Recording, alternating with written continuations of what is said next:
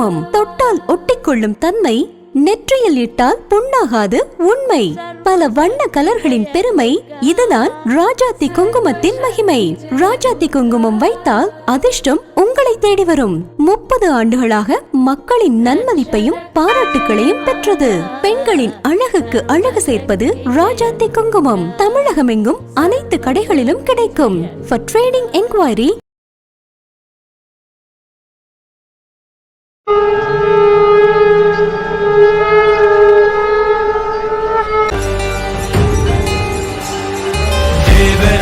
सेव्यमान पावनांघ्रि पंकजं व्यालयज्ञ सूत्रमिन्दुशेखरं कृपाकरं नारदादि योगी वृन्द वन्दितं दिगम्बरं काशिकापुराधिनाथ कालभैरवं भजे।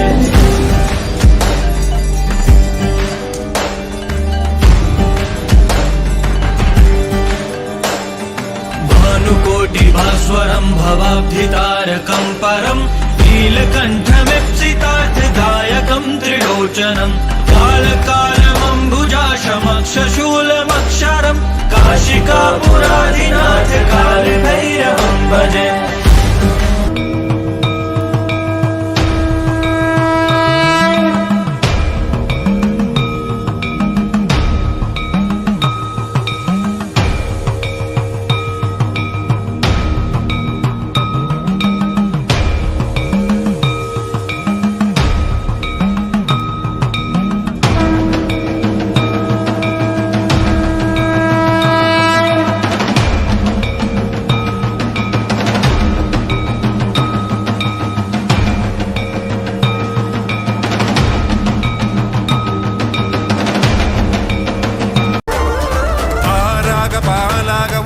தேனாக பூமாலை சூட்டிட ஓங்கார புன்ரூபம் பார்த்திட வந்தோமையா.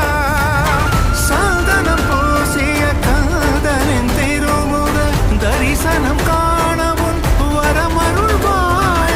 யாகமும் தொடங்கிட மேகம் பொழிந்திட தீபத்தை ஏற்றிட கரம் தருவாயே.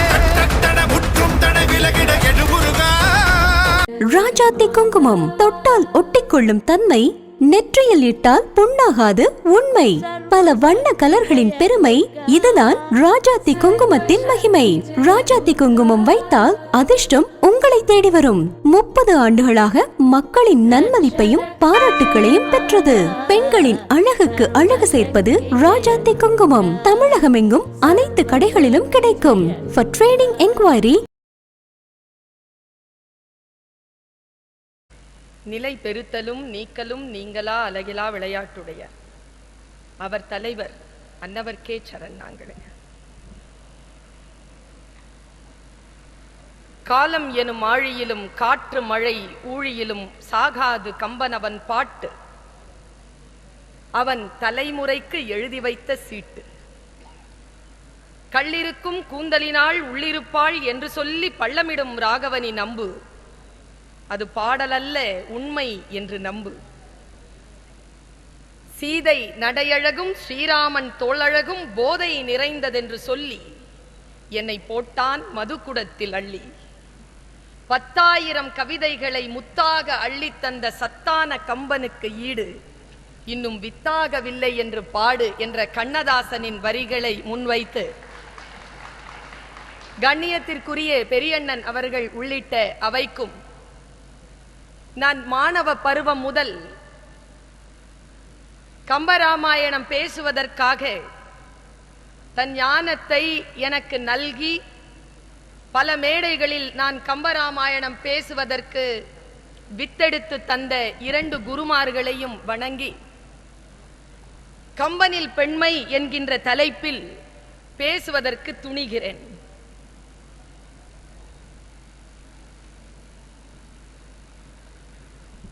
இந்த அவையின் மீது எனக்கு ஒரு பயம் இருக்கிறது. ஐயா சோசோமி சுந்தரம் அவர்கள் 80 ஆண்டு காலமாக நீங்கள் கம்பராமாயணம் கேட்கிறீர்களே, நீங்கள் கம்ப பாடல்களிலே புலமை பெற்றிருக்க வேண்டாமா என்று தன் வயதிற்கே உரிய ஒரு ஆதங்கத்தை உங்களுக்கு முன்னால் வைத்தார்கள். எனக்கு நிரம்ப ஞாபகம் இருக்கிறது. நான் முதலாம் ஆண்டு மாணவியாக இருந்த பொழுது இந்த மேடையிலே ஒரு விவாத மேடையில் பேசுவதற்காக அழைக்கப்பட்டிருந்தேன். மாணவர்கள் எல்லாம் பங்கு பெற்ற அந்த மேடையில் குழைக்கின்ற கவரியின்றி என்ற ஒரு பாடலை ஒரு மாணவன் பேசுவதற்காக வந்தான். ஆனால் அவனால் அடுத்த வரி போக முடியவில்லை. அவன் தடுமாறி நிற்கின்ற பொழுது, இப்படியெல்லாம் நாற்காலிகள் இல்லை, அப்பொழுது கீழே உட்கார்ந்து கொண்டிருந்தார்கள். பின்னால் இருந்து ஒரு மூதாட்டி எழுந்து, தழைக்கின்ற விதி முன் செல்ல தர்மம் பின் இறந்து ஏக என்று சொல்லிவிட்டு உட்கார்ந்து விட்டார். அப்பொழுது பிடித்த பயம் பல ஆண்டுகள் கழித்தும் என்னை விட்டு நீங்கவே இல்லை. உலகத்தில் பல மேடைகளில் பேசினாலும் காரைக்குடி கம்பன் கழகத்தில் பேசுகின்ற பொழுது பேசுகின்றவர்களை விட கேட்கின்றவர்கள் ஞானம் மிகுந்தவர்கள் என்கின்ற அச்சம் பேச்சாளர்களுக்கு இன்றும் இருந்து கொண்டுதான் இருக்கிறது என்கின்ற பேருண்மையை இந்த சபையில் வைத்துவிட்டு ஒரு சில வார்த்தைகளை சொல்லலாம் என்று கருதுகிறேன்.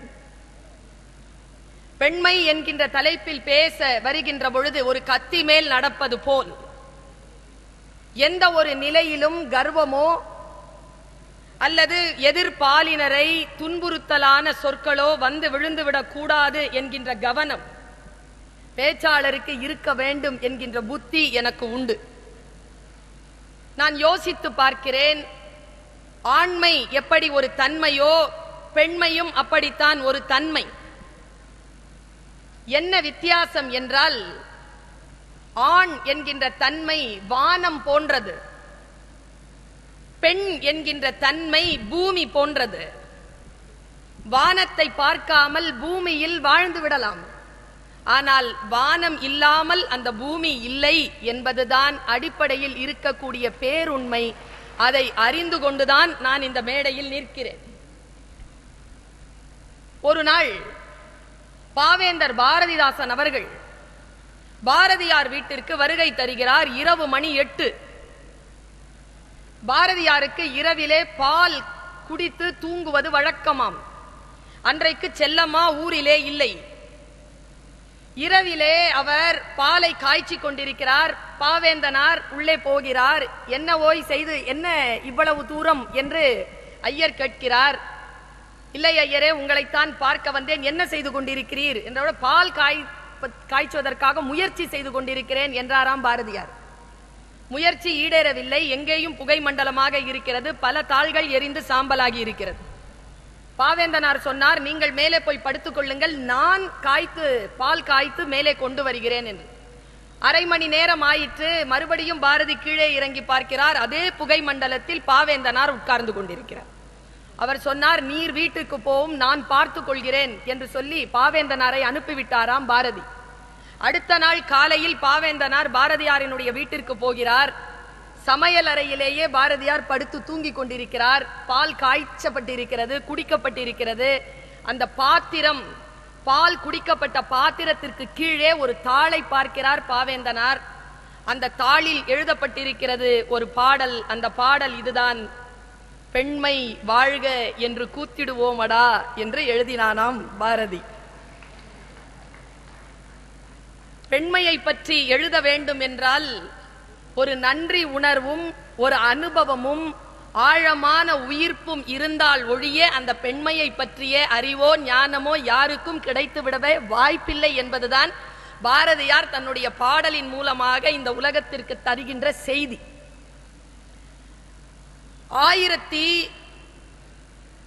12ஆம் நூற்றாண்டு 12ஆம் நூற்றாண்டு முடிந்து 3 ஆண்டுகளில் பிறக்கிறான் ஒரு சூஃபி. அவர் பெயர் ஜலாலுத்தீன் ரூமி. அந்த ஜலாலுத்தீன் ரூமி என்கின்ற சூஃபி மகா கவி 50,000ற்கு மேற்பட்ட கண்ணிகளை எழுதி தத்துவ உலகில் இன்றைக்கும் கோலோச்சி கொண்டிருக்கக்கூடிய அந்த சூஃபி எழுதிய பெண்மை பற்றிய குறிப்பை நான் மொழிபெயர்த்து சொல்கிறேன். காட்டு மிராண்டிகள் தான் பெண்மையை ஆண்டுவிட வேண்டும் என்று நினைக்கிறார்கள். ஞானிகளோ அந்த பெண்மைக்கு தன்னை முழுமையாக ஒப்படைத்து விடுகிறார்கள் என்று எழுதுகிறார். யார் ஒருவர் பெண்மைக்கு தன்னை முழுமையாக ஒப்படைக்கிறார்களோ அவர்கள்தான் ஞானிகள் என்பது ஜலாலுத்தீன் ரூமியினுடைய கருத்தாக இருக்கிறது. பெண்ணிற்குள் ஞானத்தை வைத்தான் புவி பேணி வளர்த்திடும் ஈசன் என்பது மகாகவி பாரதியாரின் வாக்குமூலம். பெண்மை என்பது உயிரினும் இனிமையானது என்று அவன் அடிக்கடி பேசுகிறான். நான் ஒரு காட்சியை சொல்லுகிறேன். ஆணிற்கு எப்படி பருவங்கள், பொறுப்புகள், உறவுகள் என்று மாறுபடுகின்றனவோ அதே போல்தான் பெண்ணுக்கும் பருவங்கள், உறவுகள் என்று மாறுபடுகின்றன. ஆணிற்கு இல்லாத ஒரு சென்சிடைசேஷன், ஒரு கூர்நோக்கு பெண்மைக்கு உண்டு. கணவன், தகப்பன், மகன், தோழன், காதலன் என்று பல வடிவங்களில் ஆண் இருந்தாலும் தாய், மனைவி, மகள், தோழி, காதலி என்பதில் இருக்கக்கூடிய கூர்மை, கூர்நோக்கு ஆண்களை பற்றி பேசுகின்ற பொழுது இருப்பது இல்லை. ஒரு பெண் தன்னை கொண்டவனின் மீது எவ்வளவு பாசம் வைத்துவிட முடியும்? ஒரு ஆண் தன்னை கொண்டவளின் மீது எவ்வளவு பாசத்தை வைத்துவிட முடியும்? இரண்டு நிலைகளில் வைத்து பார்க்கின்ற பொழுது எப்பொழுதுமே ஜெயிப்பவளாக பெண்தான் இருக்கிறாள். ஆண்கள் பெண்களின் மீது பாசம் வைக்கக்கூடிய அந்த நிறையிலே இருக்கக்கூடிய அந்த தராசிலே அந்த நிறை வைத்து பார்க்கின்ற பொழுது பெண்ணினுடைய பாசம் விஞ்சி விடுகிறது. பரணியிலே ஒரு காட்சி, நான் அதை சொல்லிவிட்டு கம்பனுக்கு வருகிறேன். பெண்மை என்கின்ற ஒரு மிகப்பெரிய வெளி, ஒரு பரப்பை நாம் புரிந்து கொண்டால் ஒழிய கம்பன் காட்டுகின்ற பெண்மையின் பல கூர் நோக்குகளை நம்மால் உள்வாங்கிவிட முடியாது. பரணியிலே ஒரு காட்சி, கணவனே காதலனாக இருப்பதும் காதலனே கணவனாக இருப்பதும் ஒவ்வொரு பெண்ணுக்கும் கிடைக்க வேண்டிய பெரும் பேரு. அந்த பேரு பெற்ற ஒரு பெண் பரணியிலே வருகிறாள். கணவன் போர்க்களத்திற்கு போகிறான். பாசறையில் நின்று கொண்டு போர்க்களத்தில் களமாடி கொண்டிருக்கக்கூடிய தன் கணவனை பார்க்கிறாள் அந்த பெண். அவன் வீராவேசமாக களமாடி கொண்டிருக்கிறான். பார்த்து கொண்டே இருக்கிறாள். எதிரி பகை வீரனுடைய வேல் தன் கணவனுடைய நெஞ்சை பிளந்து விடுகிறார். அதை பார்க்கிறாள். பார்த்த அடுத்த வினாடியில் என்ன செய்கிறாள் என்று ஜெயங்கொண்டார் எழுதினார் என்றால், ஓடி வந்து அவன் கீழே விழுவதற்கு முன் தன் உடலால் தன் கணவனின் உடலை தாங்கினாள் என்று எழுதினார் ஜெயங்கொண்டார். மண்மகள் தன் கொழுநன் உடலை தழுவுவாள் முன் தன் உடலால் தழுவுவாளை காண்மின் காண்மின் என்றார். இது இல்லைங்க கவிதை. அடுத்தது வீர மரணம் அடைந்தவர்களுக்கு விண்ணாட்டு பெண்கள் இருக்காங்க இல்லையா, அவர்கள் மாலை கொண்டு சூடி அவர்களோடு சேர்ந்து கொள்வார்களாம். அதனால் தன் கணவன் உயிர் பிரிவதற்கு முன்னம் விண்ணாட்டு மகளிர் தன் கணவன் உயிரை புணரா முன்னம் தன் ஆவி ஒக்க விடுவாளை காண்மின் காண்மின் என்று எழுதினாரே, இது கவிதை. என்னதான் இருந்தாலும் மண் என்பவள் பெண். தன் கணவன் உடலை அந்த பெண் தாங்கிவிடக் கூடாது என்பதற்காக தன் உடலால் தாங்கியவள். விண்ணாட்டு பெண்கள் அந்த உயிரை கொண்டு போய்விடக் கூடாது என்பதற்காக தான் ஆவி ஒக்க விட்டு அங்க போய் நின்று அவளை வரவேற்றதாக எழுதினானே, அவன் பெண்மையை உணர்ந்து கொண்ட மகாகவி என்று நான் கருதுகிறேன்.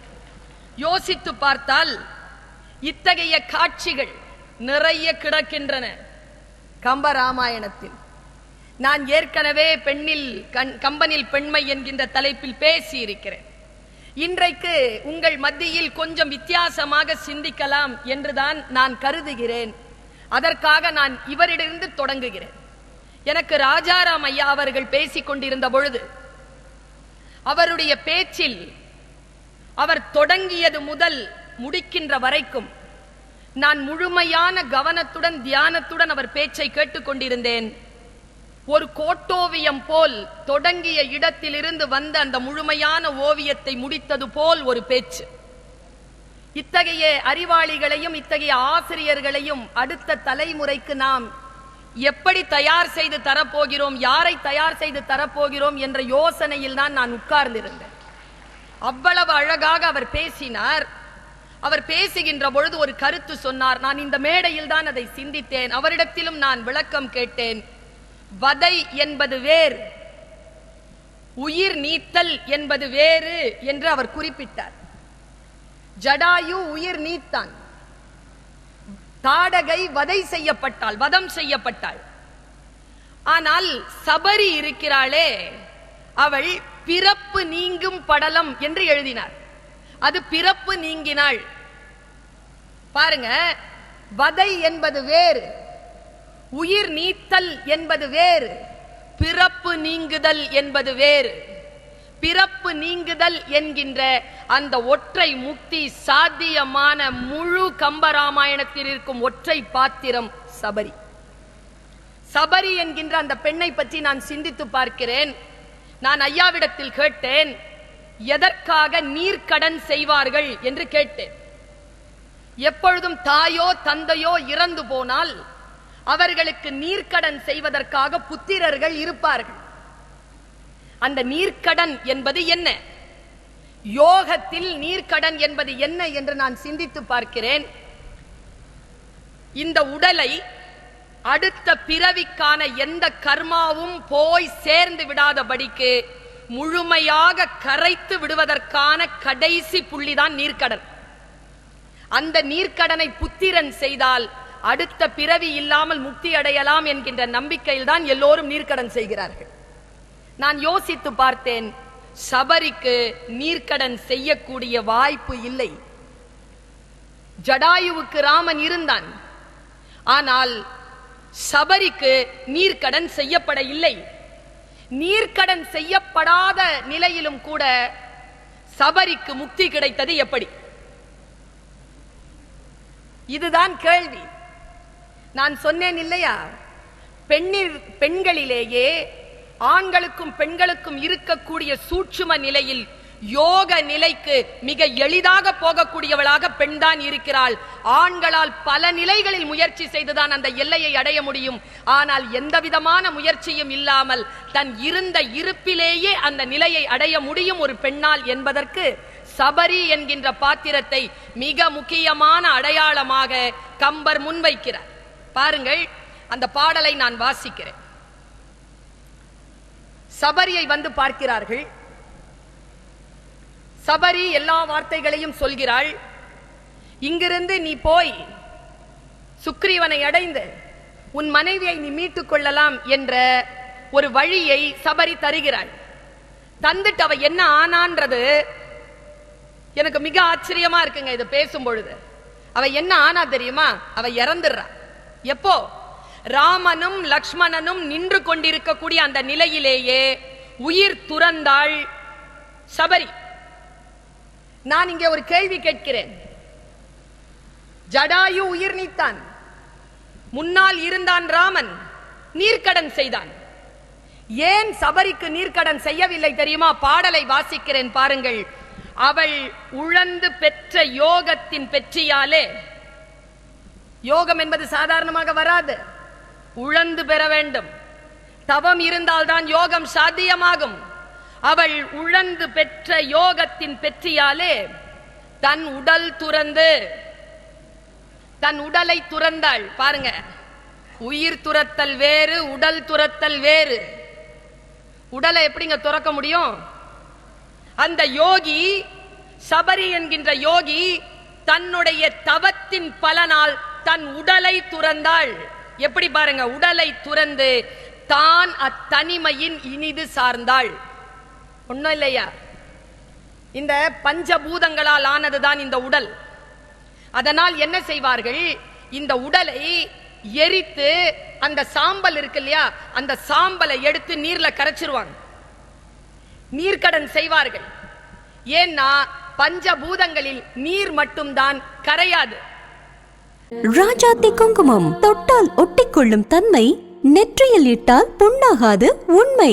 பல வண்ண கலர்களின் பெருமை, இதுதான் ராஜாத்தி குங்குமத்தின் மகிமை. ராஜாத்தி குங்குமம் வைத்தால் அதிர்ஷ்டம் உங்களை தேடி வரும். 30 ஆண்டுகளாக மக்களின் நன்மதிப்பையும் பாராட்டுகளையும் பெற்றது. பெண்களின் அழகுக்கு அழகு சேர்ப்பது ராஜாத்தி குங்குமம். தமிழகமெங்கும் அனைத்து கடைகளிலும் கிடைக்கும். For trading enquiry